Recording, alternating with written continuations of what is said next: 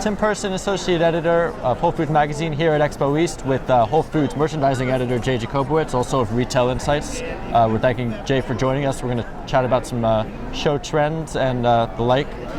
Jay, whether it's first or second-hand information, have you come up with anything that you think is a trend emerging from this show, product-wise or otherwise? People are quite happy with the show. As usual, this is a tremendous opportunity to get exposure to new products. One of the things that I'm hearing, Tim, is new products, the way that they're presented here. There are several different halls, and so upstairs there is a new products pavilion, and in a departure from previous years, my understanding is it is virtually all foods. And I think this does play into what we're seeing actually in our survey, the Whole Foods Magazine annual retailer survey, is that foods are playing a greater and greater role as retailers incorporate more fresh foods into their operations. This, of course, as we know also, doesn't mean that supplement stores that feature supplements aren't doing quite well also. Right. But the fact is that in terms of new product introductions, what I'm hearing from retailers is that foods are really driving the innovation. Okay. That's number one. Number two, I would say that from everyone I've talked to, and this is both retailers attending the show and also exhibitors, the mood here is upbeat, the energy is good, people are feeling optimistic. Both retailer attendees and exhibitors are expressing the fact that they feel it's been very productive. I know that we here at Retail Insights, our booth, I've been busy actually the vast majority of the time, and it's been a very, very productive show. So I think the folks who are attending here, the retailers, are serious, high-quality retailers.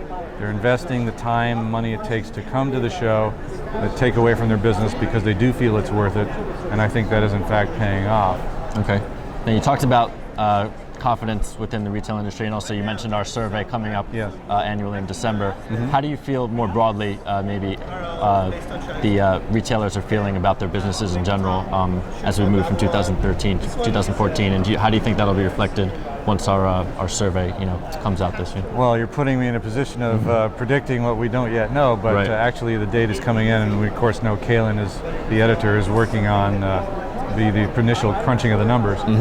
But my sense is that while we do have some turbulence in 2013 that may have to do with things like public policy uncertainty at the moment for the historical record. It should be mentioned that there's a threat of a partial, at least, government shutdown this coming week, the first week in October. And my understanding from recent reading is that I think Stanford has done a study taking a look at, they're trying to quantify the effect on actual consumer spending of uncertainty, of emotional feeling, and they took a look at the previous times that there was the threat of a government shutdown, the Twin Towers attacks in 2001, and other times when there was tension on a large scale, and they found that people do in fact react to these sorts of problems. So one of the things that I have heard from several retailers is that August was strong, September a little less so, and I think that may in fact be related to this public policy uncertainty that we're seeing here. But overall, I would say that it's been a good year for natural products retailers.